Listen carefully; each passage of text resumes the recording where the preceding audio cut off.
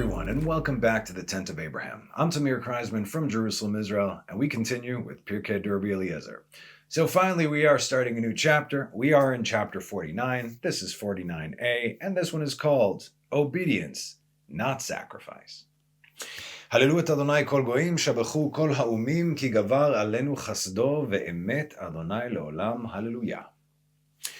Rabbi Shimon Bar Yochai says, the Holy One, blessed be He, wanted to cut off and destroy all the seed of Amalek, and so he sent Shaul, King Saul, Ben Kish, the son of Kish, to cut off and destroy all the seed of Amalek. So we've learned a lot about Amalek, right? Gave some classes dedicated to it, both in the physical and spiritual related implications.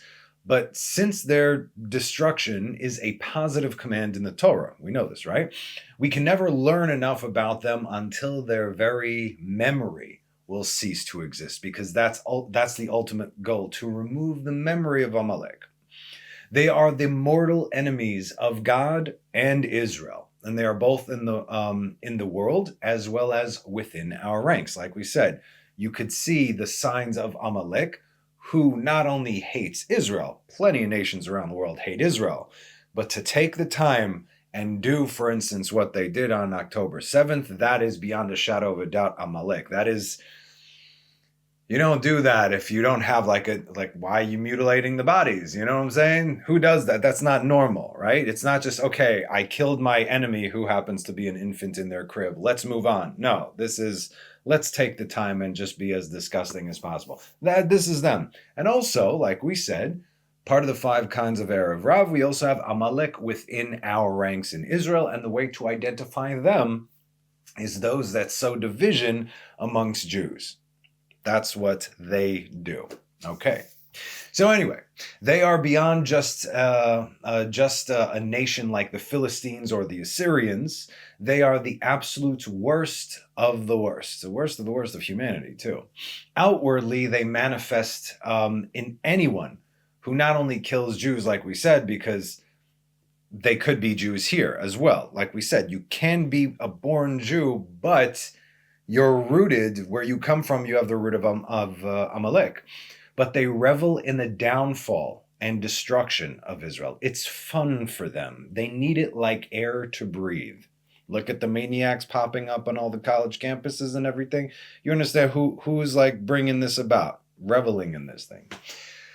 When 3,000 Arabs on a military campaign, where time was of the essence, completely forewent their objectives, which, mind you, if they would have succeeded, would not only have had 1,200 murdered on October 7th, but the death toll on their agenda would have been upward of 250,000. That was what Hamas was supposed to do on the southern part, not including Hezbollah and all the Arabs of Judea and Samaria going bananas. So we've been fighting against Hamas in the south, Hezbollah in the north.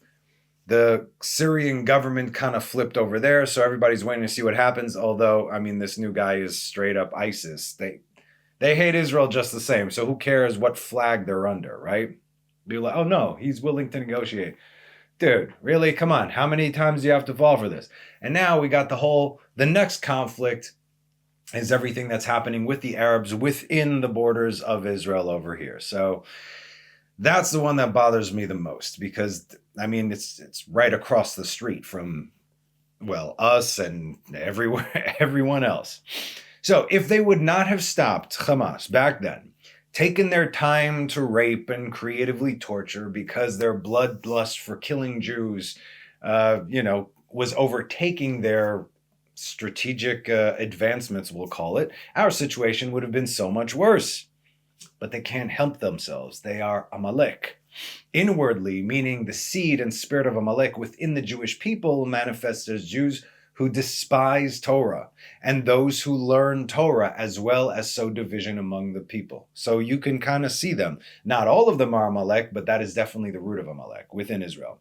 The general organizations that fall into this category of division from an obvious perspective includes the media stations, news channels, entertainment, the government, and the rest of the Israeli parliament, and even the high military command. There's There's no doubt. Again, these are not my words. Like I said, read Hakdamat HaZohar, the preface to the Zohar, and he lists all the five kinds of Erev Rav. I gave classes about the 5 kinds of Erev Rav.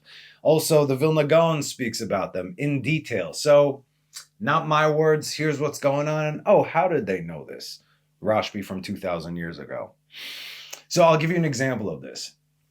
Not that the fact that the October 7th even happened to happen wasn't enough, but those who really do have a hard time believing this next example actually happened and was a very known thing, now almost forgotten. During wartime, over the past year, the High Military Command, Tzva Haganah Yisrael, Tzahal, right? Our High Military Command had a massive exercise within our borders, specifically within the areas of Judea and Samaria. The troops were broken up into 2 groups, right? Let's say they had several hundred or several thousand soldiers. Okay, half goes here, half goes there.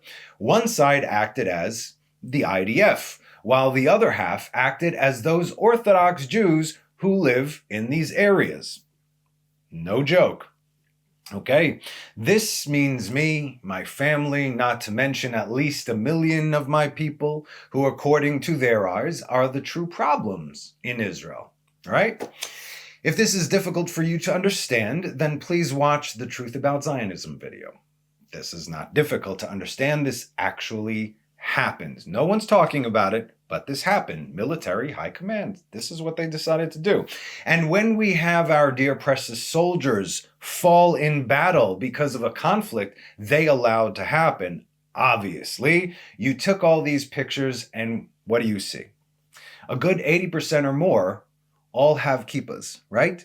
Those that fell in battle, these are guys with payas, with kippahs, who live primarily in Judea and Samaria. So like I said, there is Amalek among us, and unfortunately for us, they are running the show until the time of the end. This is known. There's no overthrowing them. This is what is happening, and finally Mashiach is coming and saying, Ad kan, dai, enough. So, how do they wish to destroy us from within? By making sure that we, Israel, God's chosen people, live not according to the Torah that God gave us, but for us to leave and conduct our business just like the rest of the nations. That's how you take out Israel. Be like the rest of the nations. Time and time again, we see this, right? Why did God take us out of Egypt? To be separate from the nations, to do things differently from the nations. But the moment we start living like the nations, that's what happens. All this could have been avoided if King Saul had completed his task, specifically regarding Amalek, yes? So let's keep reading, and you will see exactly what I mean. And Saul and the people heard. Now, before we get into what they heard, we need to ask, why did it say Saul and the people? 1 Samuel 8:5. And they, the people, said to him, to Samuel, Behold, you have grown old, and your sons do not walk in your ways. Now set up for us a king to judge us, like all the nations, kechol hagoyim, like the rest of the nations. How do we know that this thing was a very bad thing? Next verse. And the thing evil in the eyes of Samuel. The thing was evil in the eyes of Samuel when they said, give us a king to judge us, and Samuel prayed to the Lord. So again, it wasn't necessarily give us a king to judge us. God said, when you come into the land and you know the spot, then you will get a king for yourselves among your brethren, right? But he's got to do what I do. In other words, he's got to do what I say. So the people ask for a king. God says, okay, here's your king. The king that they got in the form of King Saul was exactly what they requested, like the rest of the nations, and this is where the downfall comes from. And here's the next confirming step as to who they are among us. Look at what God says in the very next verse. And the Lord said to Samuel, listen to the voice of the people according to all that they will say to you, for they have not rejected you, but they have rejected me from reigning over them. Oh, we just want to, oh, do you? What? God knows exactly what's in people's hearts and exactly where these requests come from. That is the very definition of the Erev Rav among our people, just so you know who we're dealing with. Now, this is not to say that they were Erev Rav, yes? but this is what led to it. And ironically enough, although there's no coincidence, right? They were tasked in taking out Amalek, the external Amalek. Because of them, now we also have internal Amalek. And Saul and the people heard. Heard what? 1 Samuel 15:1-3. And Samuel said to Saul, the Lord sent me to anoint you to be king over his people, over Israel, and now hearken to the voice of the Lord, of the words of the Lord. So said the Lord of hosts, I remember that which Amalek did to Israel, how he laid wait for him on the way when he came up out of Egypt. Now go, and you shall smite Amalek, and you shall utterly destroy all that is his. There's no question, right? Vechamtem kol kol is all. All means all. All that is his, and you shall not have pity on him. And you shall slay both man and woman, infant and suckling, ox and sheep, camel and donkey. This whole Gaza problem right now that everybody's complaining about, Israel's committing a genocide. No, we're not, because then there would be no Gaza like that. And yet you hear from the hostages who have been released after a year and who knows how long, they said nobody there is innocent, not women, not children. So it's not only that they're saying what they did to them. Hamas showed us videos. They're out there on the net, taking these people, these women, dragging them through the streets, and they are getting beaten on by old women and young boys with sticks being spat on and cinder blocks thrown at them. No one is innocent. You have to understand this is the same concept of why were Shimon and Levi, why did they kill the entire city of Shechem? Halachically speaking, they were absolutely 100% correct. Why? Well, it was just Shechem and Hamor who were guilty of, taking their sister and raping her. No, you see, the whole city knew what was going on, and therefore they are guilty by association. This is also in the law today, right? If you see something and you don't say something, you're guilty too. Okay, so why are we not even applying modern day law to what is going on for the democratically elected government of Hamas, right? Who knows? Okay, anyway, so we've already covered this command that he received in great detail in the Amalek's teaching of Pirkei Rabbi Eliezer. 3 classes, check it out. Just like go into the site, go Amalek, and you'll see there's 3 classes. We go one after the next. Why? Okay, so if we're killing the men, why do the women have to die? Okay, if we're killing the women, why do the children have to die? If we're killing the children, why do the oxes and the sheep have to die? Everything is broken down. Please look at those classes. We're continuing. And Saul and the people heard, and they showed no mercy to anyone except for Agag, the Amalekite king, as said in 1 Samuel 15:9. And Saul and the people had pity on Agag, and on the best of the sheep and the cattle and their fatlings, and on the fattened sheep, and all that was good, and they did not want to destroy them, but everything which was vile and feeble they utterly destroyed. I see. So there's a reason the book says that Saul and the people were both in on this together. They both heard what God said, and yet they disobeyed a direct command. Oy va'avoy. When you have an opportunity to do what actually God said over there within the 5 books of Moses. And Samuel heard, and he went out towards them. So they were fighting all night. And don't think for a moment that Samuel was like taking a nap, right? While this was happening. He was focused with God. He was praying for them, and for good reason. The mission that the first king of Israel had been tasked with would determine our future, and it still is affecting it today. Unfortunately, the king that we got is the king that we deserved. As our sages said, the leader of the nation is the spiritual manifestation of the entire generation. It was us who asked for a king specifically like the rest of the nations. As a result, we struggled with Amalek back then, and we struggle with Amalek till this very day. And Samuel said to them, "You took pity on Amalek, and you left a remnant from him? What are you, nuts?" That being, of course, Agag, their king. The king and the people transgressed 2 times. The first is that they took pity on the animals. So, go ahead, you vegans, right? Why is this a bad thing? We've already been through it. Those animals were the property of the worst people on the planet. And it should ever come to pass that one man will say to his fellow, "Oh, there goes the sheep or the goat or the bull of Amalek. I thought you were supposed to wipe their memory from existence." That's not going to do it, right? Exodus 17:14. The Lord said to Moses, "Inscribe this as a memorial in the book and recite it into Joshua's ears, that I will surely obliterate the remembrance of Amalek from beneath the heavens." We had an opportunity to assist God with this. So how's this going to work? If there goes the ox of Amalek or the sheep of Amalek, how's that going to work? It's not going to work. So you're asking again, what did these poor animals do that they needed to be killed? Like I said, go watch the teachings about Amalek. But if you don't feel like doing that, just remember, if God commanded that this should be done, then no animals were really harmed during the making of this battle, okay? Meaning their animal spirits is redeemed, all right? Because really, what did these innocent animals do? They didn't do anything. But if God commanded that you kill them, that's how you do a tikkun for them. Everything is about a correction, a rectification. But even that didn't end up happening. Now did it? There's only one nation that has this double command to remember and never forget. One nation regarding one nation, right? This is personal. Don't you see? Deuteronomy 25:17. You shall remember what Amalek did to you on the way when you went out of Egypt, how he happened upon you on the way and cut off all the stragglers at your rear. Who does Amalek specifically go after? They go after the weak ones openly, right? When you were faint and weary, he did not fear God. That's a problem.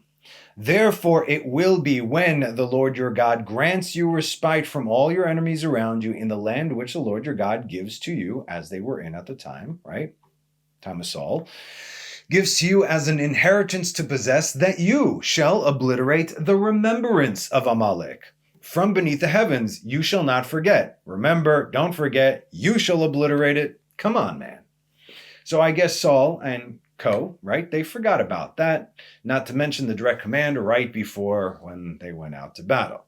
Samuel heard the sounds of the sheep and cattle, and that was enough for him to know that Saul had messed up, as he was livid.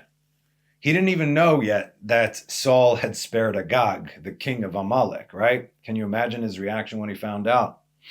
Well, we know what he did. Right away, too. And Samuel said, "Bring Agag, the king of Amalek, near to me." And Agag went to him delicately. And Agag said, "Surely the bitterness of death has turned." And Samuel said, "As your sword bereaved women, so will your mother be bereaved among women." And Samuel hewed Agag in pieces before the Lord in Gilgal. He cut him from top to bottom, right down the middle. But it was too late. Because while Agag was in a holding cell, he was visited by a woman who he impregnated, and the line of Amalek was continued through her. So who would this woman be? That'd be something very interesting to find out. Was she an Israelite woman? I mean, we had plenty of the nations also in Israel that were living as Ger Toshav. Why wouldn't she be a Hebrew woman? See what I'm saying? You know what? I'm going to look into that. If somebody wants to look into that, knock yourselves out. But that would be very, very interesting. Our sages say that it was Satan who caused Saul to have mercy on Agag. See, the Satan can sway us, but you can't say he made you do it because you have the law in front of you. You have a command, do this. Oh, but anything that makes you deviate from the word of God, sure, you've been influenced, but you made that choice. It's not supposed to be easy. Otherwise, everybody would be doing it. So now pay attention, because we've covered this before with this bloodline. Showing mercy to your enemies, specifically Amalek, is not a godly thing. That is, in fact, from Satan. You don't show mercy to your enemies, because the moment that you give them a little bit of rope, look what they do to you. And then your corpses, too. That's what they do. There is no peace. You got to understand. Anyway, so showing mercy to our enemies. That's, yeah. So like releasing murderers with Jewish blood on their hands. What, they're going to not do it again? Knowing full well by their own admission that they're going to do it again.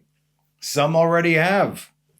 And so those who released them from the government, from wherever, the blood of those who are slain is upon their heads, just like the blood of everyone after Agag from Amalek is on the head of Saul and the people at the time who requested a king like the rest of the nations and took pity on this guy. God knew that Haman would come from Agag, obviously, and he wanted to end it before it even began, but free will is a powerful thing. And yet, despite this terrible transgression that would cost countless Jewish lives over the next 3,000 years, God still allowed a form of redemption for the line of Saul. So let's go back. And Samuel said to them, "You took pity on Amalek, and you left a remnant from him. And they, the people, said to him, the sheep and the cattle are for offerings for your God." As said in verse 21. And the people took from the spoil sheep and oxen, the best of the band, to sacrifice to your God in Gilgal. Wow. And then Samuel answered with our title verse, which we will discuss.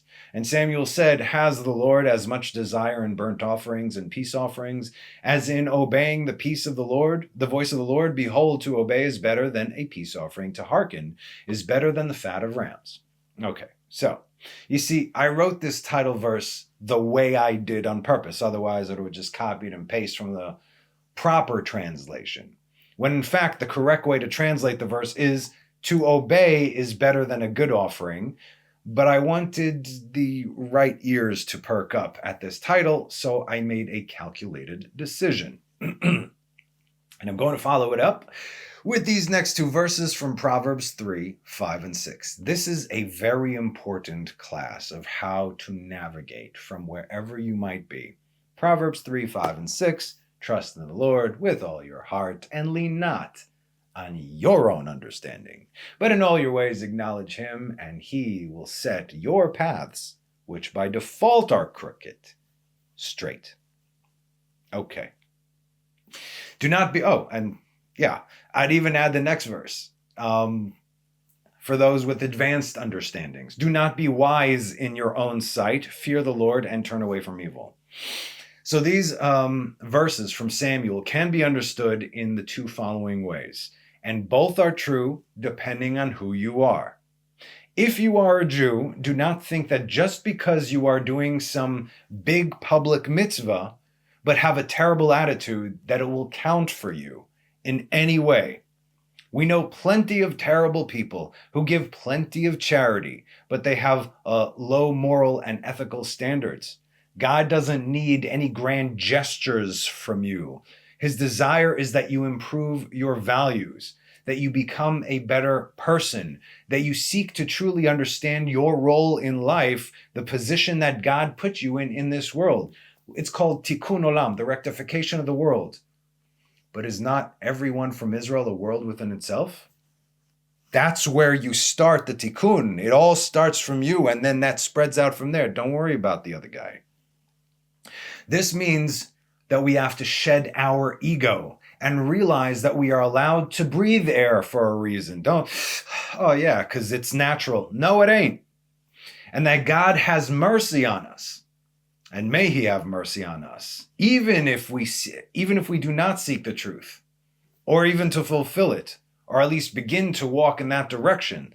That's mercy right there.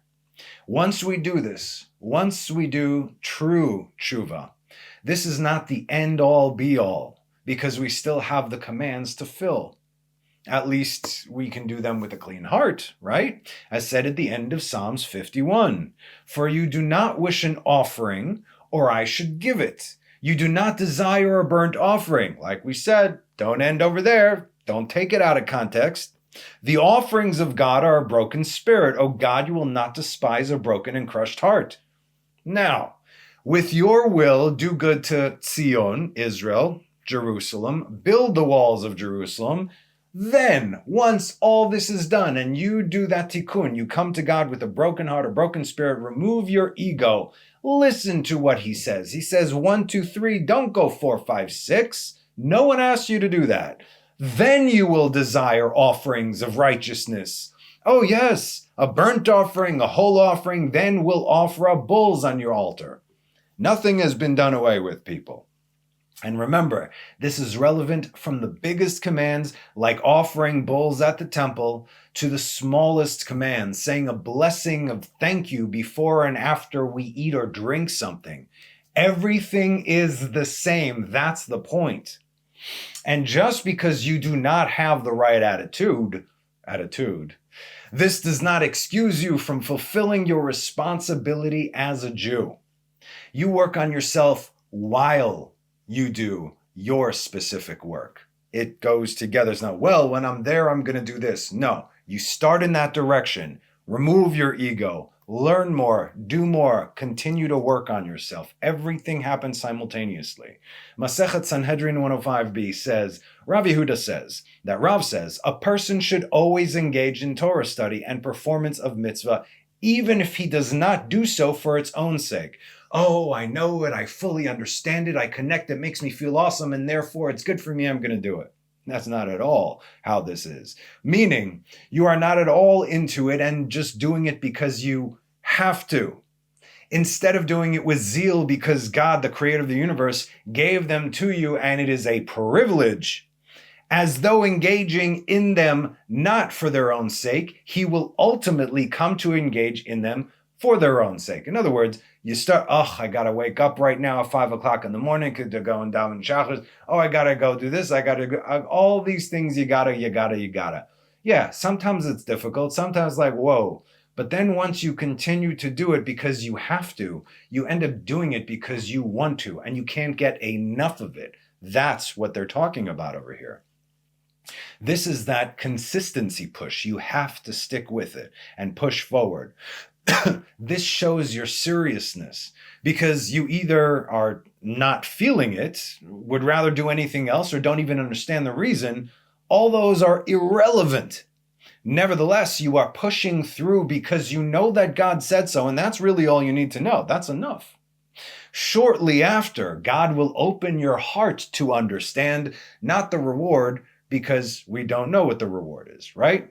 We don't need to know what the reward is right now. That's why they give us 2 examples in the entire Torah of one of the greatest mitzvot and one of the lowest mitzvot, and it's the same reward, showing us we don't know. That's kibud av va'em, the honor your father and your mother from the 10 commandments, so you will live a long and prosperous life in the land of Israel. And the other thing is sending away the mama bird to take the eggs, so you will live a long and prosperous life in the land of Israel. You see, wait, but this is, yep, you don't know. You just do everything because it all comes from the same place. So again, we don't know, not the higher or deeper meaning, because that takes much study time, but the understanding that from the lowest to the highest, because God gave us these commands to do, knowing that it is a great offense to he who spoke to the universe, and it just became.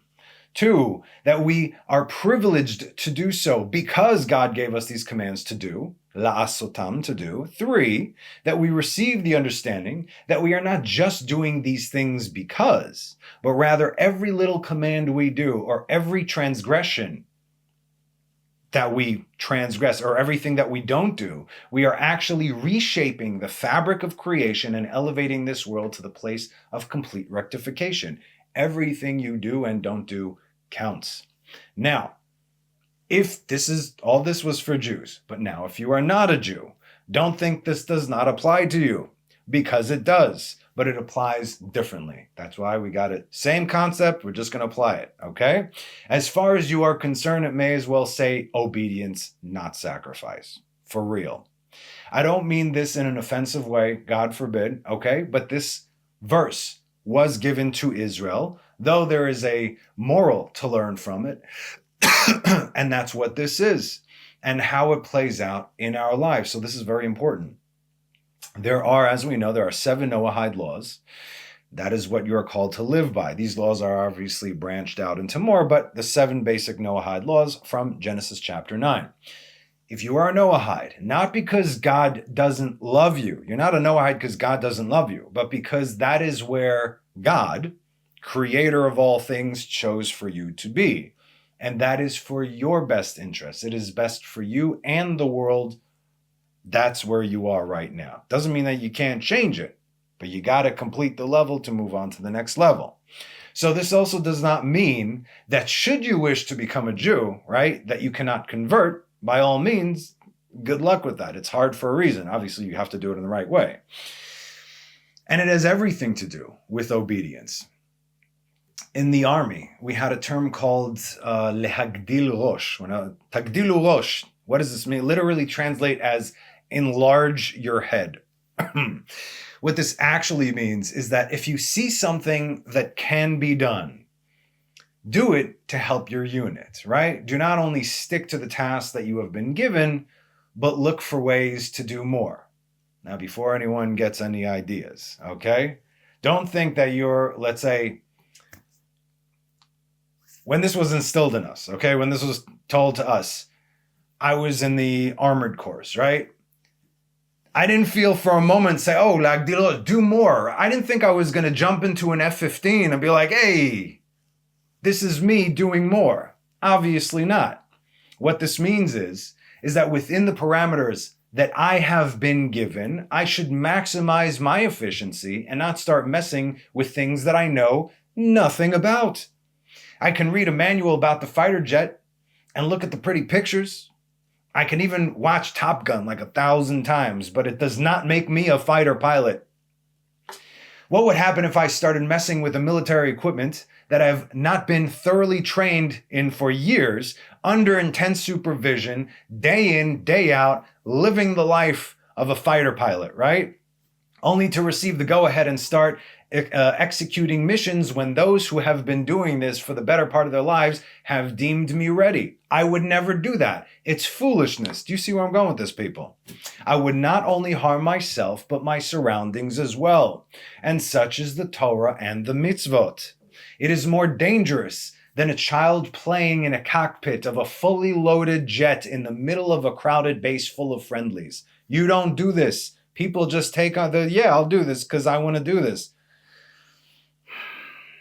So when one who is not a Jew wishes to dabble or wishes to see what they look like in a talit or tefillin, wishes to even attempt to keep Shabbat according to halacha, unless you converted Orthodox, think again.